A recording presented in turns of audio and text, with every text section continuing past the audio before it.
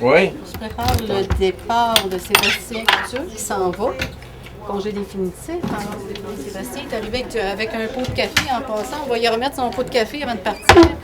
Je pense qu'il s'en rappelle même plus. Bon, ben, bonne chance. Merci. Ça m'a fait plaisir de t'aider. Bye. Merci beaucoup. Bye. Bye. Tout le monde. Déjà. Bonne chance. Ouais, merci. Ouais. Enfin.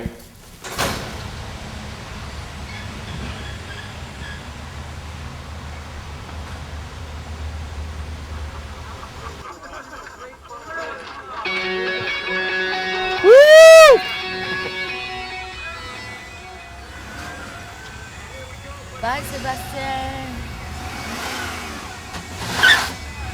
Ça va être à mon tour. Si Sébastien est sorti, moi aussi je vais sortir.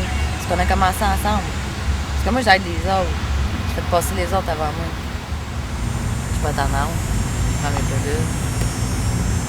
C'est pas qu'ils me garderaient ici. J'ai un logement. Je peux rentrer dedans demain. En fait, côté logement, la situation de Michel est pas si simple que ça. Je vous explique. Premièrement, l'hôpital ne lui donnera pas son congé tant qu'elle n'aura pas un endroit décent où aller vivre. Elle avait un appartement à Pointe-aux-Trembles, mais elle s'est plus ou moins fait mettre dehors, puis la moitié de son stock traîne encore là. L'autre moitié, c'est sa famille qui a voulu le sauver des vidanges en le mettant dans un entrepôt à Montréal-Est. Pendant ses premières sorties accompagnées avec la travailleuse sociale, Michel a réussi à se louer un nouvel appartement à Montréal-Nord. Maintenant, il faut qu'elle aille finir de vider son appart à Pointe-aux-Trembles, qu'elle ramasse ses affaires à Montréal-Est, puis qu'elle amène tout ça à Montréal-Nord. La travailleuse sociale de l'hôpital était en train d'organiser le déménagement pour le surlendemain, mais Michel est atteinte de bipolarité et elle est en phase maniaque. Donc, elle trouve que les affaires ne se passent pas assez vite à son goût. C'est donc de la cabine téléphonique de son unité de traitement intensif qu'elle a loué un camion puis engagé 2 déménageurs pour essayer de régler tout ça pendant une de ses toutes nouvelles permissions de sortie de 60 minutes. L'ancien appartement. Là, on fait ici, après ça, on s'en va à l'autre place.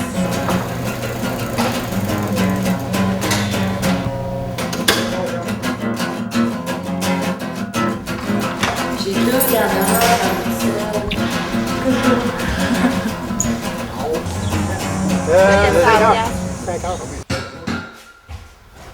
Je suis partie à 12h30. Puis là, il est quelle heure? 5h15. Voilà. Qu'est-ce que tu veux qu'il me fasse? Il me tape les fesses. Ça va être plus vite sorti.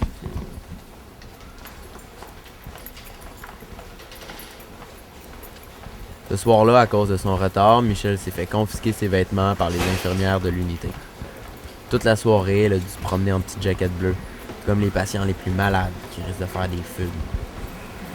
J'ai averti ma travailleuse sociale, j'ai déménagé. Vous avez déménagé? Ouais. Comment ça? Ben, parce que j'avais pas... S'il vous plaît, monsieur. Moi, non, je ne peux pas être filmée non plus. On vous dit non, monsieur.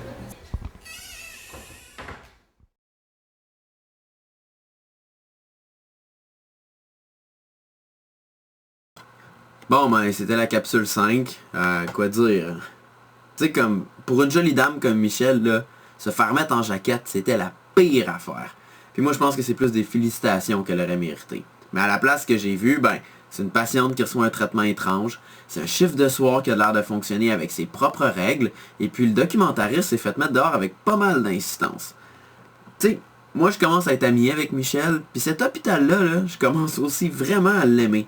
Donc, je sais pas quoi en penser, puis je comprends pas. Fait que j'ai été voir des spécialistes, puis je leur ai posé des questions pour essayer de comprendre pourquoi ça s'était passé comme ça. Donc, le psychiatre, Dr. Kunicki. Les vêtements peuvent être stimulants parce que ça donne l'impression à la personne qu'elle peut se mobiliser, bouger, sortir de l'unité, avoir son congé, etc. Donc ça en soi peut être une façon de réduire les stimulants. La chef d'unité, Madame Paulus. Non, de soir et de nuit sont pas différents de jour. J'ai entièrement confiance en ces équipes-là, en ces professionnels-là. Leur travail est probablement plus difficile encore. Et puis, André Lemieux, le directeur général. C'est que quand on a donné la clé 56, ça te donnait la possibilité d'aller un peu partout dans l'hôpital.